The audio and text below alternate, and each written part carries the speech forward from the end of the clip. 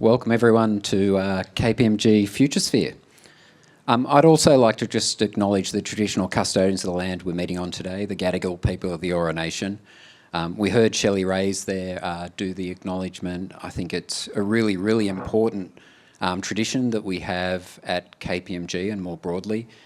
And it's important, I think, just to pause and reflect on the fact that we're on land that has, 40,000 years worth of continuous culture. And that's what connects us. That's the world we're a part of.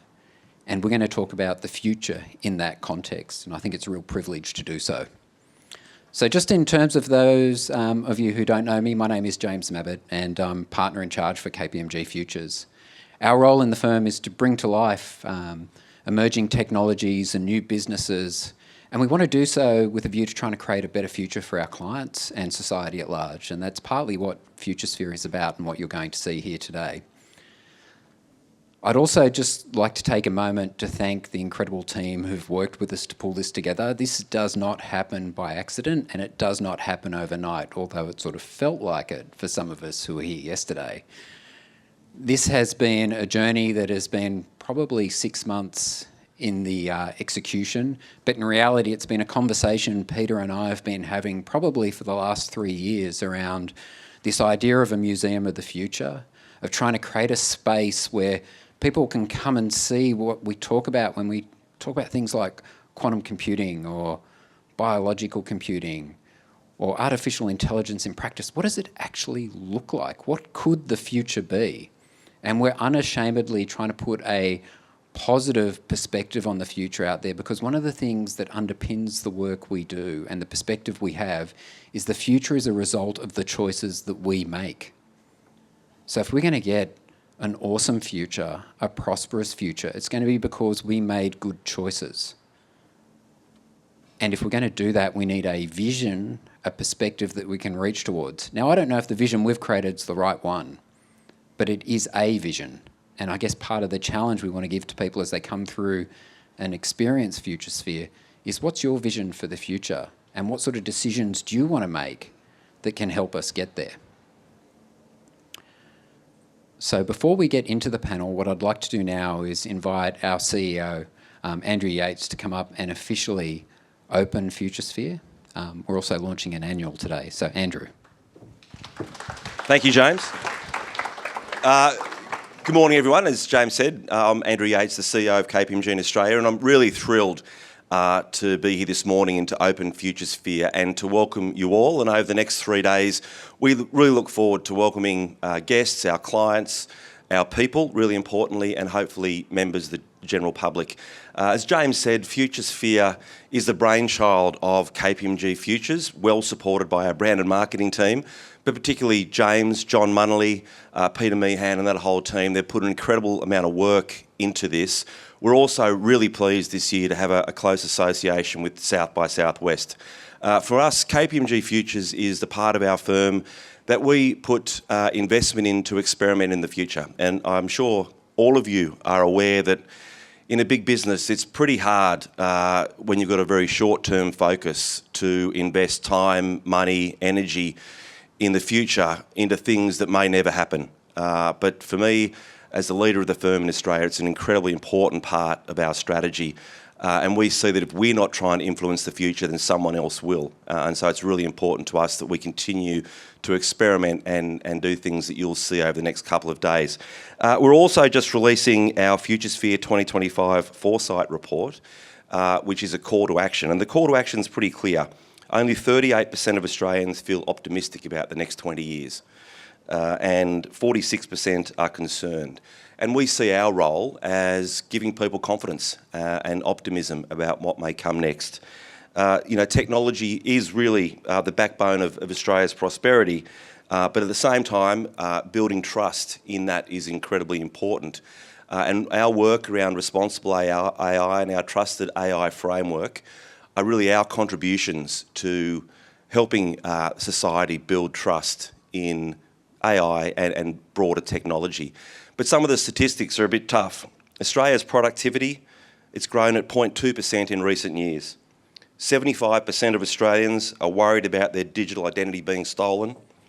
only 30% of Australians believe the benefits of AI outweigh the risks, and only 24% of Australians have undertaken some form of AI training. And I think when you get to the session out here, you'll see some of the trust in AI research that we've done around the world, which really does present a challenge, I think, for Australia and how we are thinking about adopting AI. Research also indicates that quantum technology could add $9 billion to the economy, 50,000 jobs by 2045, and AI could add 166 billion. So it really is incredibly important that we think hard about investment, hard about trust, and hard about confidence, given the potential upside that these technologies have for our economy. I think I couldn't pass without sharing my pride in the fact that KPMG Australia was the first company in the world to receive an ISO 42001 ISO accreditation for our AI management framework. So we're incredibly proud of that. We know we'll probably get things wrong along the journey, but we're certainly focused on building responsible AI within our trusted AI framework. So with that, I'm really pleased to declare Futuresphere open, James. Again, to thank you all for coming this morning and for your contribution over the next 3 days. We're really pleased to have you all with us this morning. Great, thank you, Andrew. I should have had a virtual ribbon here for Andrew to cut, a laser beam or something, and we could have had that official declaration. But thank you. I think what Andrew said is incredibly important. I'd now like to, though, get into the panel, right? Let's talk about what we're going to see here. And so I'd like to invite the following to come and join me on the stage here. So Peter Marion. So Peter's our Director of Foresight and Strategy at KPMG. She's the one who pushes me harder than anyone else in our team around what the future could look like. Indeed, clap. That's right. These are great people. Brett Kagan, so Chief Scientific Officer at Cortical Labs. You heard me mention biological compute before. Here's the brains behind the brain. I should apologise for my dad jokes and puns. Kate O'Keefe, the CEO and founder at HeatSeeker. Come on up, Kate. So for those of you who might have seen the interaction outside where you can engage with the personas, Kate's going to unpack that a little bit for us as well. And then finally, last but not least, Andrea Tabacchini, the VP for Quantum Solutions at Quantum Brilliance. And the best thing about this panel, this is all Australian tech. Right, we're celebrating the good things in Australia here. So, I've got some questions to get us started, but we are going to have the opportunity for anyone in the audience who'd like to ask a question as well. So as we go through things, if you think of something, just keep it in the back of your mind so we can get out there. So we'll just start by, I'd just like everyone just to build on the introduction I've given and just talk a little bit about your company. So a couple of minutes each would be great. So would you like to kick us off, Brett? Yeah, sure. Thanks so much for having me. So Cortical Labs, as you mentioned, Australian company. We're based in Melbourne. We have some small operations now in Malaysia as well, as we do some manufacturing out there. We can probably talk about challenges of trying to manufacture in Australia later, I'm sure. We started with a very simple idea of why model or mimic what you can harness. And with synthetic biology these days, we can grow not only neurons or brain cells, but we can grow them scalably and ethically. And with the huge investment in the AI space, where really the goal of it is to try to recreate intelligence, we thought, why not use the thing itself, the biological cells? Of course, we realized to do that, it becomes not a question of if it's possible to get intelligence, because you, me, cats, bees, they're all evidence of intelligence, but how you get there. And I think that difference is powerful, but perhaps in many ways equally challenging. And so we basically started to build the entire stack. And we like to joke, you hear full stack development companies, we like to joke we're the fullest stack development company, because not only we do every layer of software, everything from web-based user interface down to on hardware programming, we do the whole hardware stack as well. And then we also do the whole wetware or biological stack, all the way from stem cells up to a whole variety of neural cells. And I'm proud to announce we've sort of just started selling our first commercial devices, the CL1, and there's an example of those up there. And this also comes with a cloud offering as well. So if you don't have a wet lab, you can't actually grow cells yourself. a thing very few people can do. You can still access that technology over the cloud in the same way you would access AWS or ChatGPT. A little more technical still, but getting to far more accessible than it's ever been before. Brilliant. Thanks, Brett. You might be the first to coin brain as a service. Okay, Kate. Hi, everybody. I'm Kate O'Keefe, the co-founder and CEO of HeatSeeker. HeatSeeker is based on two really big ideas. One is that with all of this speed of building and product development, we better make sure we're building exactly what our customers want and what they need. And how do we find that out? Unfortunately, the way that a lot of the customer insight industry has been built on panels of people chasing vouchers and stale cheese sandwiches in meeting rooms and surveys, there is absolutely a better way for us to find out what it is that people want and what we need. So HeatSeeker is replacing much of how market research is done with market experiments, and we do that live in the real world. We can also do that synthetically to about 90% correlation to real world performance. So that's one really big idea about what we're doing, is giving you access to behavioral data, what people actually do, not what they'll just say they're going to do, but also giving it to everybody in the business in real time. And so what you'll see in our display here is the ability to talk in real time to a humanoid avatar that represents the personas of your real customers. And you're not talking to one customer, you're talking to an avatar that's representative of hundreds of thousands of customers who've participated in the experiments that we put in front of them. So we now have the power to give them bespoke to every enterprise in Australia, and they can in turn give them to everyone on their team to chat in real time, so that every customer-driven decision that they're making throughout their day is backed by statistically significant data about what customers really need. So that's HeatSeeker. Great, thanks you, Kate. Insight at speed, I love it. Andrea. Hi, everyone, and it's a pleasure to be here. I really mean it. Thank you for the invite. So I'm here representing Quantum Brilliance. Quantum Brilliance is one of the several quantum computing companies in Australia. I have to say that it's a very good environment, quantum computing in Australia, not just on the talent side, but also on the commercialization, with several companies trying to do different approaches. Our unique approach is based on something called synthetic diamonds. And that uniqueness allows us to build quantum computers that, unlike what you may think, they're not like a massive warehouse or room-size devices, complex, full of cryogenic cooling and stuff like that. We build quantum computers that can run at room temperature, that can be miniaturized, that can be put on a chip scale. Think about a GPU, a standard GPU today, not even one of the high-performance ones. That's the type of size and power consumption that we are aiming at. Quantum Brilliance was founded in Canberra, where we still have some of our labs for the prototyping. We also have labs in Melbourne, where we do research on the material science, on the diamond. We grow diamonds ourselves.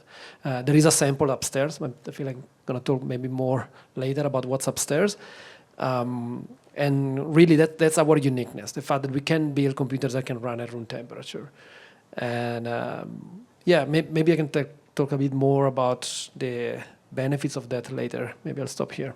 Brilliant. Thanks, Andrea. And very humbly put, quantum at room temperature, every other quantum device out there basically needs to operate at near to 0 degrees Kelvin. So a very, very different approach. And, all of these organisations, if you just heard, these are Australian-led, really at the cutting edge of technology that we're doing. I think it's something we should be really proud of here in Australia. Finally, though, Peter, I'd like you to just introduce yourself as well. I obviously gave you a very brief introduction, but I think it'd be good for people to understand your journey, where you've come from. Yeah, so that was a very generous introduction, so thank you, James. So my role at KPMG is the Director of Foresight and Strategy. So my role is to figure out what potential futures might emerge and work with the firm to potentially build new products and services, but then also build out some of the thought leadership and the work that we've built out. And not just me, it's the rest of the team as well, the experience that we have today. So prior to working at KPMG, I worked in London for a long time as a trend forecaster and futurist over there. So that, I guess, is the background for that. But yeah, I mean, the space here is something that James and I have been talking about for about 3 years. And yeah, we're really excited to be sharing it all with you today and over the next 3 days. Thank you, Peter. But maybe we'll stay with you, right? Because Futuresphere tries to create this juxtaposition between today and tomorrow. That's what we're trying to do, right? We're forecasting out into the future, but we're also showing you some things today that are sort of the seeds of what might help us build that future. So I'd like you to build a little bit more, Peter, on what is it people are going to see in Futuresphere? What are they going to experience? So if you haven't had a chance to walk around the space yet, it's based around the 4 key themes of our research: a better world, frontier today, trusted forever, and intelligent performance. So we're really looking at some of those key things that we think about as a firm, thinking about, how do we create a better society? How do we make sure that we're using sustainability? How do we create healthy cultures within our society? And so up on the Better World exhibition, you'll find a really beautiful video that was generated using AI that talks about what the next decade could look like if we made all of the right choices around energy use, around how do we connect with each other as human beings, because loneliness is actually a really massive societal issue that's emerging. So it's not just, and I think when we think about the work that we're doing in futures and in this space, we're not just thinking about it through a technological lens. Obviously, the technology propels things forward and it gives us possibilities that might not necessarily emerge otherwise. But, we have to think about this through all of the lenses that we experience as human beings. So you're starting to think about things through that perspective. What will healthcare look like in a decade when we've got an aging population and a nursing shortage? How will we use technology to help us get those healthcare benefits that we're looking to get? And then in the Frontier Today section, I feel like I'm going to end up rambling for ages because there's so much in this space that we've built. So we've obviously got Brett and Andrea's exhibitions in there as well. But then we're starting to think about also, what does the intersection of computing and the body start to look like? How does user interfaces start to change as we're starting to bring eyewear and things like that? What does a future look like if we had a KPMG brain-computer interface as a device that we use as our working future? I mean, obviously today we might find that a little bit uncomfortable, and that's not necessarily something that we would want right now. But what would be the technological and ethical and social conditions that would make that a plausible or positive outcome for society and for people? And then downstairs we've also got the Trusted Forever section, where we're starting to think about the amazing research that the team has done in partnership with the University of Melbourne around global attitudes to AI and their trust of that technology. And then our quantum care framework as well, which is really, really leading in Australia and globally. And then also we have our intelligent performance section, which is really thinking about, Andrew mentioned about the productivity crisis that we're facing in Australia, but how do we make better decisions with the data that's starting to emerge that we have available to us? What tools and services and products will we need to tap into to be able to make better decisions into the future? Thank you, Peter. There is a lot actually in the exhibitions and in the annual itself, but I'd like to go deep for a moment, and I'd like to give Brett, Kate and Andrea an opportunity to give us a little bit more detail around what you'll actually be able to experience and see with regards to the installations we've got from Cortical Labs, HeatSeeker and Quantum Brilliance. So maybe you'd like to kick us off with this one, Kate. Sure. So I'm super excited to introduce everybody here to our AI avatar personas.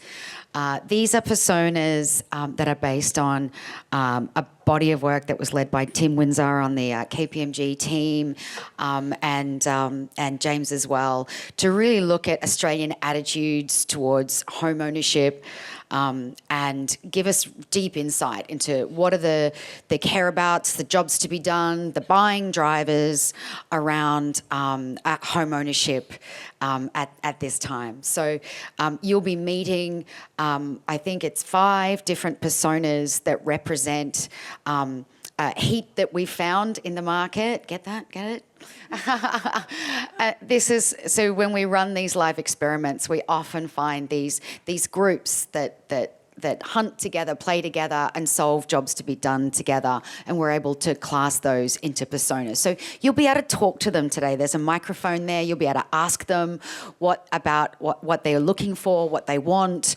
You might, be in the financial services sector, and you might be, working on a new product in the mortgage space. Well, you can chat today to personas that represent hundreds and hundreds of thousands of Australians who've participated in this study. And it's interesting, whilst the avatars are nice, the actual body of work that KPMG has invested in to bring the sector this information is huge. It's quant-based, and it's the largest study of this size.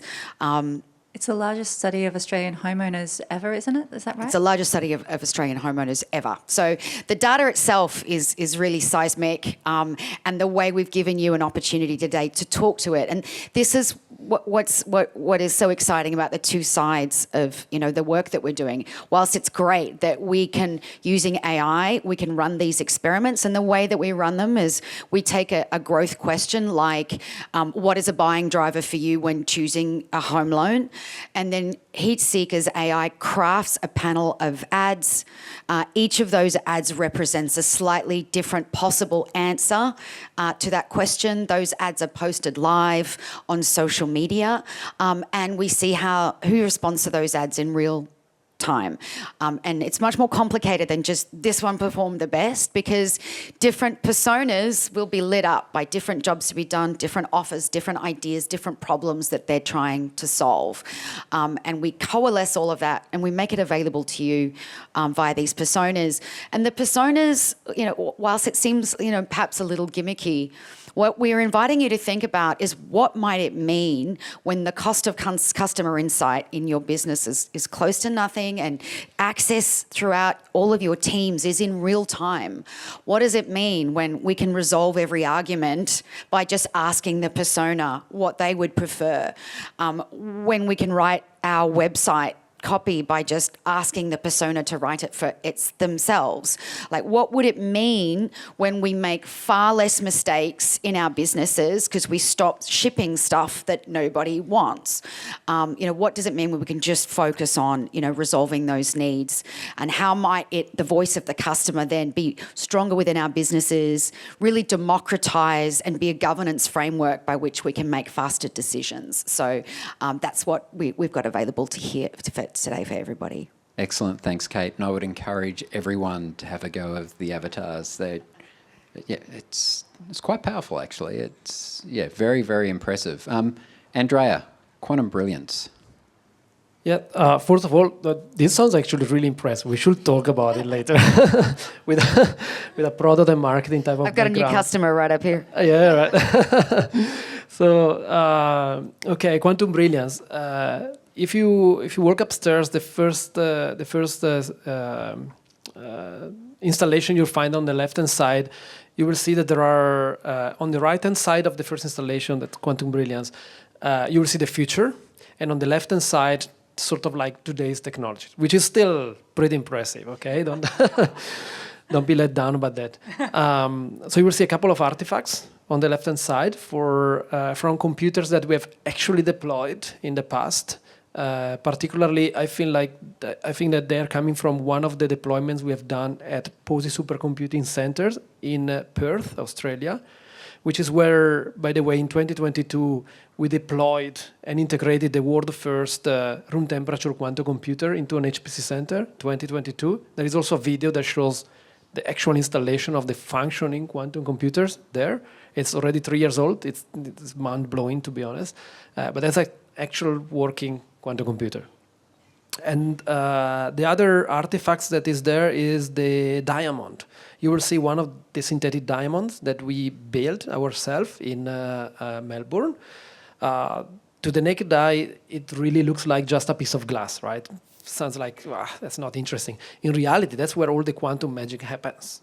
By manipulating with some specific wavelengths of the electromagnetic spectrum, particularly with microwaves, and by reading the light emitted by these quantum systems embedded inside the diamond, we can do quantum operations. That has been done for a while. And what quantum brilliance is adding to this is a way to really manufacture at scale this type of quantum system inside the diamond in a very deterministic and microscopic way, in fact, nanoscopic way, down to the 5 nanometer scale. This is what enables this well-known system to become a quantum computer or a quantum sensor as well. On the right-hand side, you will see a mock-up, really. It's mainly 3D printed. It's how we see the future. So today's quantum computer prototypes that we deployed at POSI, Oak Ridge in the US, IAF in Europe, they are roughly 1 meter long and 45 centimeters wide, 30 centimeter high. It's a big box. Very small with respect to other quantum computers, but still a big box with respect to what you will see on the right-hand side. That's what we envision as our future. We're going to build this kind of quantum computers that are small, low power consumption, and you can use them to do parallel quantum computing. So it's just a mock-up, but I feel like the way to see it is the opportunity that it enables. One of those quantum computers could fit in the car you will buy to your kids, right? That will be an autonomous drive car, or they will go to satellites, or to all sort of range of applications at the edge, other than in big data centers of the future where hybrid quantum classical computing will solve the challenges of humanity, hopefully. That's pretty much what you're going to see there. I'm happy to answer questions. I'll be around for a while. Brilliant, thanks, Andrea. So moving from quantum and hybrid quantum into what Brett, I'm going to keep calling it brain as a service, but it'd be great to hear what are we going to see upstairs from Cortical Labs? We've adopted the idea of wetware as a service, so WAS. No more SAS.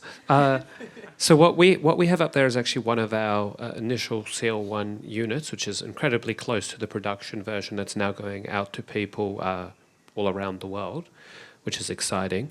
And then we actually have back in Melbourne some server racks of these, and inside we've actually got on the screen connections to 2 of them where some cells are running. And so you can see the electrical activity that's actually happening inside these neural cultures on the screen. And on one of them, they're learning a task, whether they can recognize Morse code representations of the letters S and O, because neurons read SOS as my sort of humor.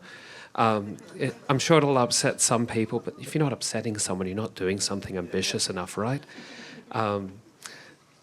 In short, though, this electrical activity is incredibly important because electricity is this shared bridge between the biological and the silicon. And so if we can read the electrical activity from the cells and we can write electrical activity through small spatiotemporally encoded stimulation patterns, we actually now have an interface to the neural systems. Now, what's really fascinating is that neural systems have a predisposition to respond in particular ways to certain structures of information. Now, if that sounds really sort of complicated, it can get complicated, but it can be easy to understand. When we look around and perceive and experience the world, there is a structure to it. And we have preferences for structures of information. For example, very few people choose to entertain themselves by staring at white noise on the TV. I'm not going to say nobody, but very few. Most of us prefer something that's far more complicated. But we also don't want to go to the other end and say something that is completely chaotic and random. Again, maybe there are some people, but very few. Generally, what we like is a sort of balance between chaos and disorder. And what's super fascinating is that neural systems actually operate in this regime. It's called criticality.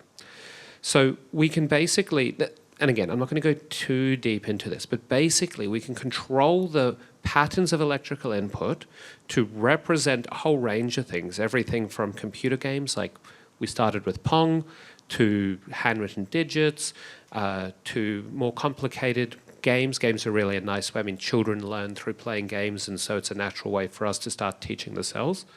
But even other information structures are possible. And from here, basically, we have two broad directions we can go.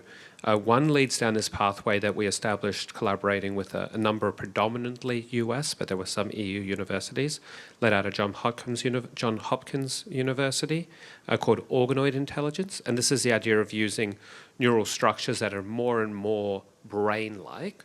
And that's one approach. And I think particularly for medicine, understanding physiology, the organoid intelligence pathway is incredibly powerful. But organoids have some limitations. They're quite variable in their behavior. And so the other pathway that we've been pioneering on our own, but more and more people are joining us on this, is called bioengineered intelligence. And that's about saying, alrighty, brain in a box is cool, but in many ways it's the least imaginative, most technically challenging, and in all fairness, most ethically questionable. I think these ethical questions can be addressed, but they are there if you want to go to brain in a box. Approach. The other approach of this bioengineered intelligence is to actually build up these discrete, controllable networks of neurons that are highly specified and really have very little to do with human or even animal physiology, and instead become this incredibly powerful network for us to start to interact with. So these are the approaches we're doing. And our goal of trying to make them as accessible as possible to anyone really is about recognizing that if we kept this technology to ourselves, yes, we would have an edge in building the biological computation. But if you look at the success of silicon computing, it wasn't having sort of S360s sitting in the lab. If anyone know what S360s actually are? These are like those room-sized computers you would have seen in history documentations that required, where they said, oh, you don't even need 5 of them in the world. And they kind of were right for that sort of computation. At the time, you didn't need, not every uni needed one of those. If you look at what happened with silicon computing, it was the accessibility. It was suddenly anyone could buy a unit and start to build programs for it, improve the algorithms, improve the hardware. So we figured if we want to see a similar revolution as a silicon computing revolution, we need to create similar accessibility. And so what you're seeing up there is the start of that accessibility. And I encourage anyone who wants to look at it anymore, you can go up or even jump on the website, put in a request to access the cloud. There's a bit of a wait list, but it will be worked through, yeah. Brilliant, thanks, Brett. And the other thing up there too is there's the microscope, which you can look at and you can actually see the wetware connected to the hardware. Yeah, it's pretty cool. These ones are dead though. They're just what's called fixed. So don't worry. Yeah, we're not torturing brain cells.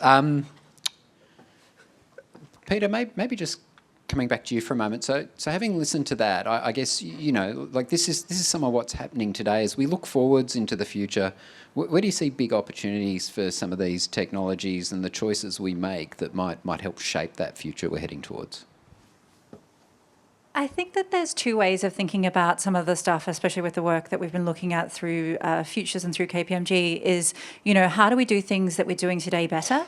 And so that improvement of productivity and challenging some of that sort of ideas. But then also it's what can we do tomorrow that we couldn't do today? And I think that's the stuff that I get super excited about.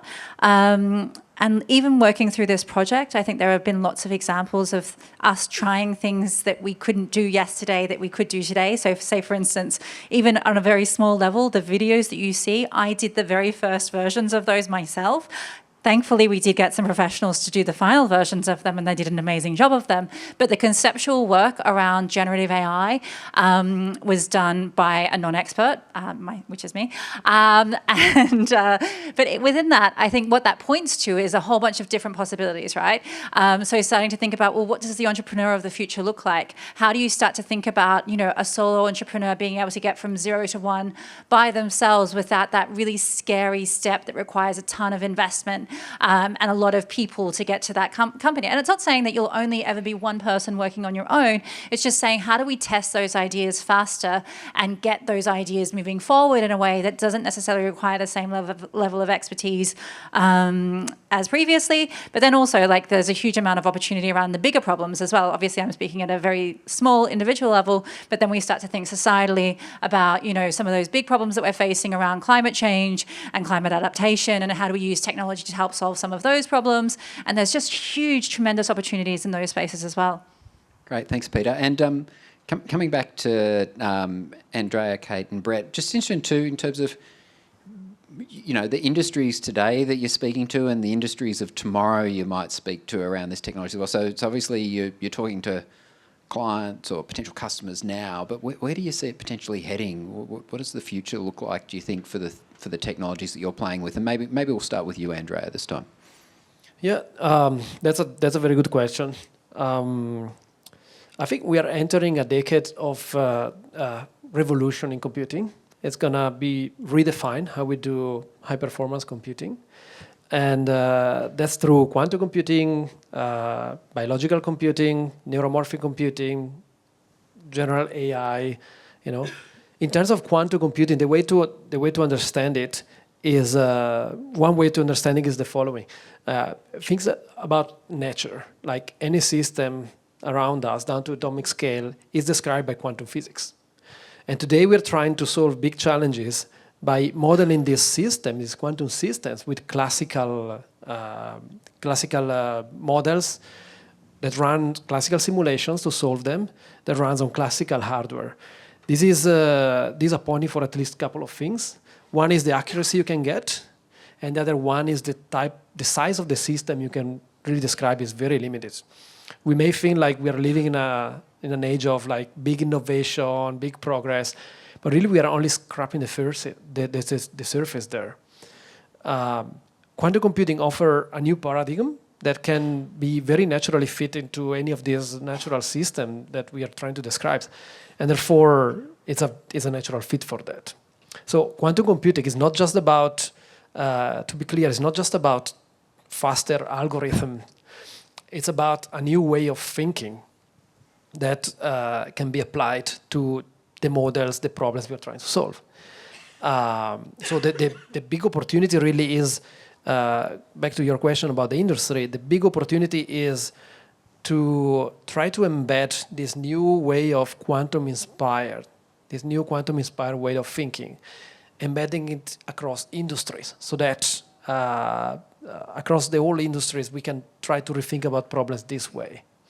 And the choices that we face today is not whether quantum computing is coming. It's about how we are going to embed it in our society. Is it going to be available for just a small elite of super, specially trained users that are running classified projects for governments? Or is it going to be available to many industry, to all the startup world, for everybody, or at least a much bigger slice of the society, to really have an impact through quantum computer? We are not delivering any impact. We are just like enabling people to come up with good ideas using our quantum computers. And so really the future is not just about more power. It's not just about more powerful computing, but it's about a better purpose that these new powerful computational methods enable. So it's really an opportunity, if we really think bigger, it's really an opportunity for us to realign innovation to the big challenges that humanity is facing these days. I'm not talking about like a better algorithm for the news feed in our social media or a better LinkedIn matches. They're also useful, obviously. But I'm talking about, climate change, solving inequalities, drug discoveries, better health, and so on. So hopefully that answered your question. Yeah, so when we're talking natural systems, Andrea, we're talking things like, as you said, climate change, weather modelling, healthcare, things like nurse rostering, drug discovery, machine scheduling, heavy industry, those sorts of materials discovery. So a broad range of applications from an industry perspective. I think, Brett, where do you see the future? You spoke a little bit about the neuroscience side of things, but where do we see what you're doing with biological compute going? What do you think the future of that is in the next 10 years? Yeah, I think we've been in a really interesting area because we don't come... I think if you look at something like AI or quantum computing, these have been built up over a period of time to have the sense of inevitability about it, which has allowed people to make claims it's going to redefine healthcare, it's going to redefine climate change, and maybe it will. I'm not criticizing that. But we've had to approach things very carefully with a burden of proof that you don't see in other areas. And very early on, we got told by, I think, a very wise professor who was doing some due diligence from an investor who did invest, so I think we had the data there. But he just basically said to us, the only thing harder than being too late to a technology is being too early. And he said, you guys are the first pushing this, so you're going to have a mountain to climb, and he was right. And so for applications, we've really had to build the tier of applications as they move up. And so basically the way we look at it is tier 1 is research, and people are doing that right now. Papers are coming out from that right now. Tier 2, which are actually also now starting to be worked on a little more. So it's research, and then that branches out basically into a biomedical and a technical side. The biomedical is looking at things like drug discovery, disease modeling. We published our first paper showing evidence of that this year, so that you can basically get a far better understanding of how a drug impacts a disease model, and understand that disease model using these systems in the neurospace, as well as simple information processing systems, similar to what's running at the moment. Those then branch out further. One really powerful avenue is the personalized medicine. Because we can generate stem cells from anyone who donates a little bit of blood, this means that if you, for example, my brother-in-law has both epilepsy and nonverbal autism, and they've been trying for years to figure out what the best anti-epileptic for him is. But he can't give feedback on it, so the only way they can do this, see how long he has till he has an epileptic seizure, and when he does, it's very impactful for the family because he has to be checked into hospital, special care, sometimes has to be sedated. It's a big problem. Now, the issue is there are, I think, 30-something anti-epileptics on the market. Someone with epilepsy will respond well to maybe a handful of them. And so anyone with epilepsy, or for that matter, nearly any mental illness or neurological illness, they'll only respond to a small subset. So if you can do this in a personalized way, one really promising field that we want to explore is, let's say that we grow up 30 cultures of yours and 30 systems, and over 3 months we test every possible disease modification therapeutic out there. Can we actually identify and say, all right, you don't have to test 30, these 3 are predicted to have the best effect for you. And because it's based on your genetics, that's quite promising. So personalized medicine is one thing that honestly we could do today if we had funding to actually run the trials to test it. We have the technology to do it. The infrastructure and funding mechanisms are not there. Something I'd love to see the Australian government, which has put clinical trials as a priority, actually invest more money in. Unfortunately, this sort of look is something that we're trying to explain the value of in a little more detail to the government. Welcome anyone's help here. The other side, the technological side, this is about using what biology does well. So it's not the idea of replacing traditional computing or replacing quantum computing. It's the right tool for the right job. So what does biology do well? It learns with incredibly little data, and we've published on this showing that our systems actually learn quicker than, say, traditional machine learning reinforcement learning techniques, in that they need a lot less data. They use fractions of the power. I mean, all of us run off glorified sugar water, right? We literally take food, compost it, and then run the most powerful, intelligent machine off this compost. And coffee, I suppose. And finally, we deal with fuzzy data, changing environments, dynamic environments, all these things that machine learning AI systems struggle and continually fail with. This is what biology does well.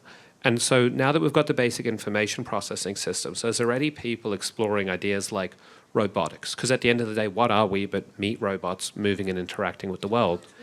And if that sounds crazy, well, we don't even need human-level intelligence to make a powerful robot. Consider the bee.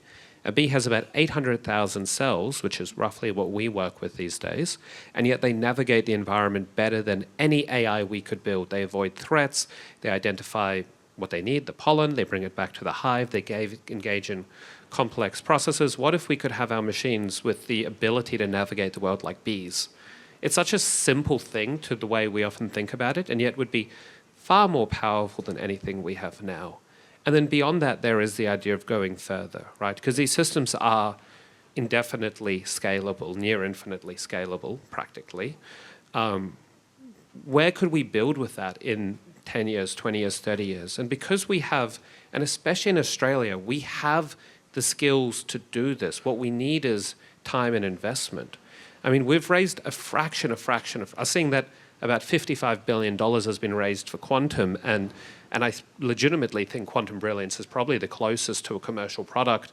But even so, as we, I'll let you talk more about it, it's still early on. But 55 billion, we've raised a couple of million to get a commercial product out. What if we could get a fraction of the investment quantum or AI did? Could this be accelerated over the next 10 years? I have no doubt. So I think it's very exciting where it's going. And I think Australia has all the capability to do it. The question is, will we make that decision to pursue an actual novel future? Brilliant. Thanks, Brett. Lots to think about there. Kate, where do you see the future for applications like your technology and HeatSeeker? What does the next 10 years look like, do you think? Yeah, so what we're seeing already is real changes in how organisations are behaving when they understand their customers much, much better. In a world where every engineer who has access to Lovable can whip up new applications in a couple of minutes, we have to think differently about how they are getting access in real time to what customers do and don't want.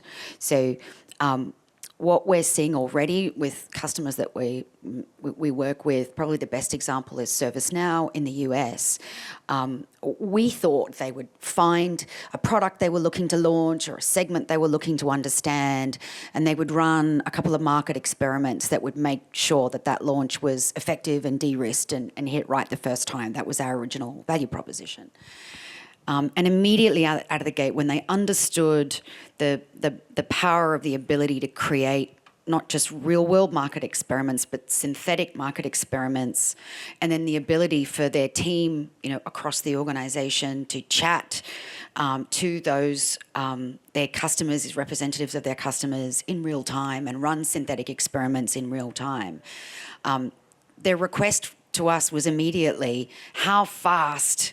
How many experiments, how fast to get that. We want that. We want access to these synthetic personas now, and we want everybody to have it. It's not just the marketing team or the research team or the insights guy, that poor guy that has to, offer those stale cheese sandwiches. Like it's not those people anymore, it's all of us. And when I asked them why was that so urgent, they said, well, because people are using ChatGPT all day long. And it's not trained, and it's not statistically significant, and they've never met our customers, and they don't understand the nuances of our business. And so what we're seeing already in terms of where our customers are taking us is in how can you help us completely change how our organisations are responding to our customers. And if we think about the fact that every product that we touch, everything we're wearing, everything, it's all touched by market insight to some degree. And most of that would have been sought through a survey. And we all know there's enormous gaps between what people do and what they say. The current meta estimate is that somewhere between 20 and 30% of people who say they'll buy on a survey actually go through to buy that thing. Now, this is a linchpin in our economy. That means everything we're touching and consuming is based on pretty flawed sources of data. I mean, I can think of very few things in our economy that is on such shaky ground. Now, when we transfer that to completely behaviourally based research, observationally based research, say via market experiments, and then the power of generative AI to synthesize those answers to very high levels of correlation, we see with enough experiments, we see between 80 to 90%, and we can. Because of the quality of that data, we're able to offer those synthetics bespoke to every enterprise. So it's not like everybody's accessing, the same, synthetic personas, they are bespoke to each organisation, because when we run statistically significant variable controlled experiments, we're able to train these synthetics incredibly quickly. And so you're able to build up your own competitive advantage quite quickly, and then you're able to democratise it within the organisation.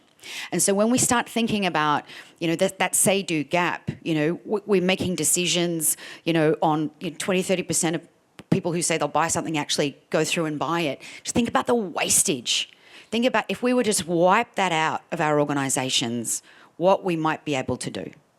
If we were just able to focus on the real jobs to be done that our customers are facing, the real concerns they have, their real heart's desire, and respond to that, and not waste our time building things that they never wanted in the first place, what does that free us up to achieve? And it's not in the occasional, it's in the all day long. All day long, people are making these decisions that affect our customers. So this is a seismic change that will change how some of these more fundamental sciences that we're working on, what is it that we're going to build with that fundamental science. Great, thanks, Kate. And it's been an interesting juxtaposition, right? We started, a conversation at the subatomic level, and how that underpins everything that we do, through to, Brett talking about the role of wetware and the opportunities that presents. Meet robots. Yep, meet robots, exactly. And then, the power of really, really meaningful data and insight, and how that might enable much better decisions. So part of what we've touched on here, we've spoken about technology, we've spoken about tomorrow, and I should warn people too, after this question, I'm going to ask if everyone else has got a question. I've been pretty bad at monitoring the time, so we're getting close, but there will be time for at least one question from the audience, maybe two, depending upon how fulsome we are in our answers. But I think the other thing we speak about in all this is trust, and I guess I'd like to hear from each panellist, how important do you think trust is going to be in terms of enabling us to have a prosperous and positive future? Maybe start with you, Peter. It's incredibly important. Obviously, when you start to think about trust, enabling any of the technologies that we're talking about, particularly the meat robot stuff, if we can't do it ethically and in a way that meets people's expectations around those things, and we can't do it in a trustworthy way, there's no way that people will accept those technologies, right? And so if we're looking to accelerate towards a better future, if we're looking towards being more productive, if we're looking towards any kind of technological innovation, if we can't get the trust aspect to those sorts of things right, then we can't implement those technologies. People will reject them, and everything that you start to think about in terms of implementation becomes just that much steeper. I think that's a very simple answer to the question. Yeah, I fully agree. And actually, our first work we ever published academically for the company anyway was actually an ethical piece exploring how to do this. And we've since published several and worked on several papers each year with a range of independent bioethicists from Australia, Singapore, Japan, the US, the UK. We've consulted with a number of groups. I even chatted with the Vatican last year, who were remarkably encouraging about the technology, particularly because we don't use any embryonic stem cells. So they quite liked the approach of avoiding that and de-emphasizing that. So there are ways to go through this ethically and responsibly, and engaging in it matters. And unfortunately, it's a thing that is often overlooked. Often you have the sides who really care about the ethics, and you have the sides who really care about the technology, and it's quite hard for those two to meet. And so that's the role that we play, is we try to bring forward actionable, realizable steps in terms of ethical progress, while at the same time ensuring that the technology itself advances, because at the core of it, we believe our technology is an ethical good. So I fully agree with you, and I think the challenge is simply about making these things real instead of just conceptual. Kate. What worries me the most when I think about trust, James, is the stuff that we trust right now that we shouldn't. I mean, if we think about, obviously, I have a real bugbear around a lot of sort of quant-based, research, and the fact that we often trust, surveys when we know they're incredibly unreliable, and that surprise, surprise, 500 people that are chasing a gift card by responding to a survey are a pretty unreliable way to make a decision, and yet it is widespread in our economy. I think again and again, if we think about like self-driving cars, we know they're much, much safer than a human being is likely to be, but we don't trust it because it's strange, even though mathematically it is much, much safer. So I think looking at things that we are choosing to trust right now, often because we have to grin and bear it. There's no alternative at the moment to some of the things that we're choosing to trust. And I think some of these new technologies that are allowing us for the first time to say, that's really, really, smelly data. You should really think differently about whether or not you have that at the core of how you're making your decisions is going to be really helpful. Thank you, Kate. Andrea. Yeah, good arguments, good points from everybody in the panel. Maybe what I'm going to add, very specific to quantum computing, which is what I faced when I started working in this industry 2.5 years ago, is hype versus real progress. I feel like when I joined, there was a big hype about quantum computing, and I feel like that's dangerous. That's eating into trust. I feel like we are doing much better across the industry these days. I can see in the past couple of years, in fact, a lot of real progress, real breakthroughs have been delivered, and the people start to talk about them for what they are and not like overinflating them necessarily. I think it's a shift I've noticed maybe in the past year or two, and I'm glad about it. I feel like we are doing much better, and we need to keep it that way if we don't want to eat into trust. And the other one, again, related to quantum computing, but probably this is true for most deep techs and new deep tech products and technologies coming out, is the need for good communicators. Quantum computing is an industry where leadership is still very much in with the hands into academics, into academy, and this is not necessarily the best type of communicators for building trust to less expert part of the society, and I feel like bridging that gap could help a lot in building trust in the towards the good things that quantum computing is trying to do for society, and not focusing on the hype or on the negative speculative arguments that sometimes you see out there. So, yeah. Great, thanks you, Andrea. And I think a couple of themes through that conversation that resonate with me. One of the things I've always been really strong on when it comes to trust and why it matters is that in well-calibrated trust environments, I don't mean overly optimistic, trust with no barriers, but where you get trust right, it's often cheaper and more. You act with more speed too to get things done, and I think that's really important when we're talking about emerging tech as well, because there's already a lot of friction in trying to take something new to market. So if you can get that trust piece right, is incredibly helpful. And I think the other piece there that has come through this conversation too is, and the work we've done around trust, particularly with regards to AI, is the literacy piece. Like, how do we build knowledge and understanding? Because you really got to equip people to be able to engage in a dialogue around this technology if we're expecting people to trust what we're doing. As I did mention, that was going to be the last question before I asked if anyone else in the audience had a question. And so I'd like to give a brave soul or souls the opportunity to ask something of our panel. Shane. We've got a microphone for you. Working? Yeah, there we go. Kate, question for you. Love the concept, love the potential benefits. Have you thought about heat seeker being applied in other domains where voice of a population matters?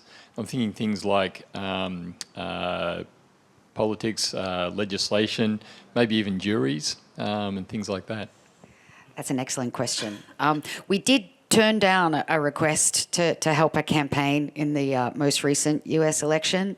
And we have been asked to help a nation state in the Middle East think through Actually, they're running a program to help with population numbers and romance. So absolutely, it does the same mechanism that we use.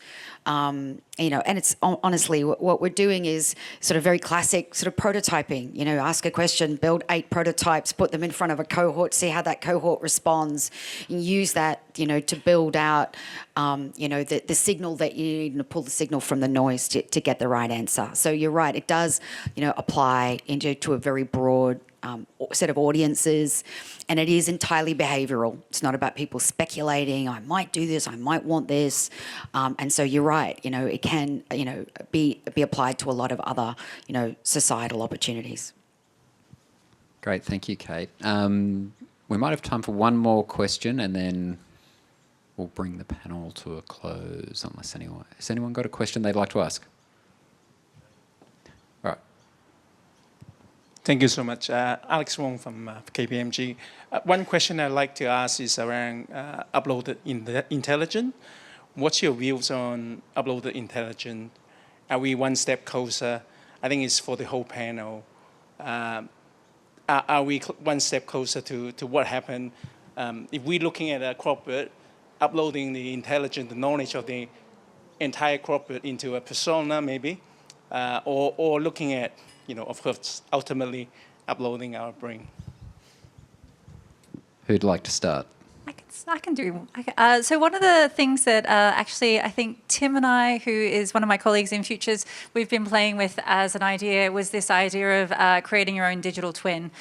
So in the future, maybe when you go to a new job, rather than you would potentially take your digital twin with you, and that would be your product, and that would be your assistant, and you would that would be your own IP and your own concepts, and perhaps that would be how you work in the future. So I think that that's definitely a concept, and it's something that we've been thinking about.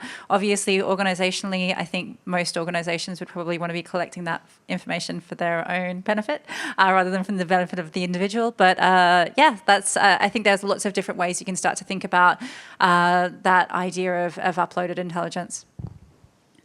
I'll follow on there. So HeatSeeker actually at South by Southwest is launching a product that we have called The Brain. So thank you very much for this layup question. I appreciate that. I owe you a beer.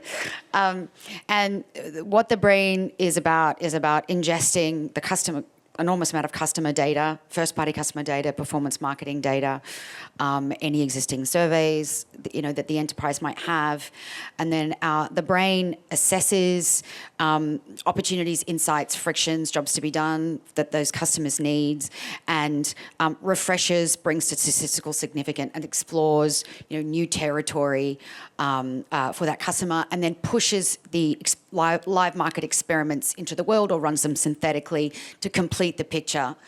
And then to your point about the brain, we then listen to what we call the curiosity layer. So we watch what people are entering into the chat or into the avatars, so we can see where the puck is going. Where is the enterprise pulling to, and how do we make sure that there are sufficient market experiments that have already been run to make sure that they can continue to work in real time. So yeah, I think what we're seeing is more and more need for intelligence of that nature.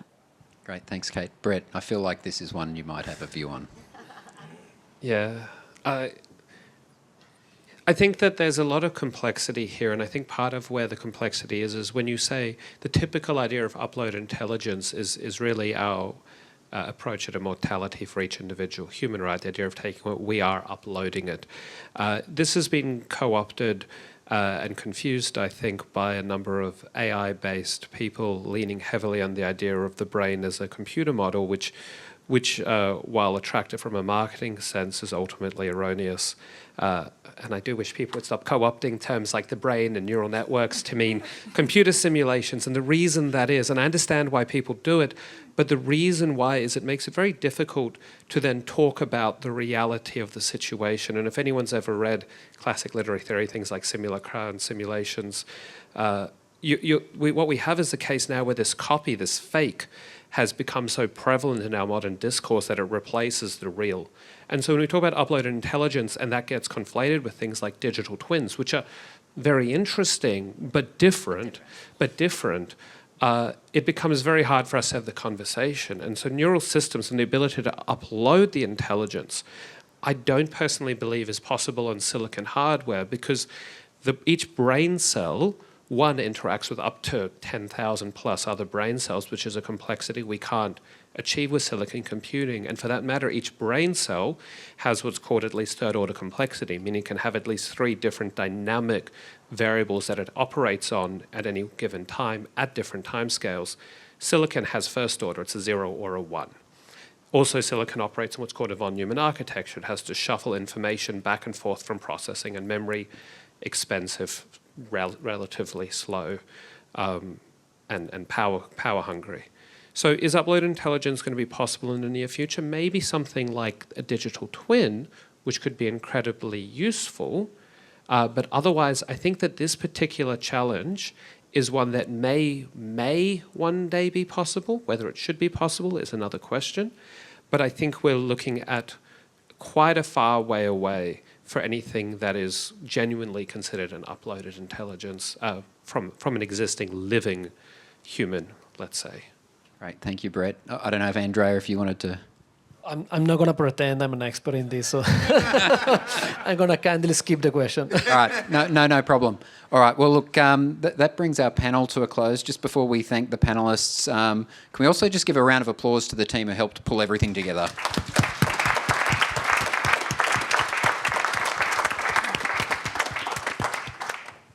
And can we thank the panellists?